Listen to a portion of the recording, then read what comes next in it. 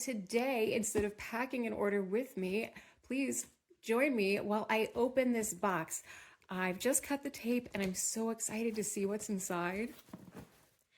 This is the first time I've done an exchange with a fellow potter, and I have been admiring her work here on TikTok for a little while.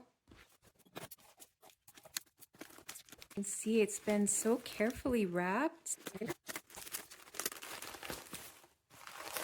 Oh, I'm so excited. What's it gonna look like? Oh, wow.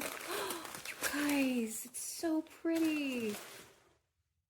Oh, look at that. That is hand painted. Gorgeousness. Whoop. And there's her potter's mark. Let's see.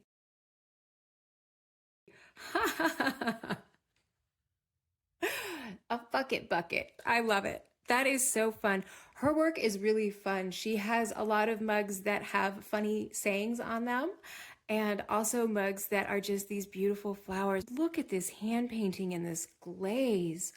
Ooh, and the inside is really pretty too. Look at that.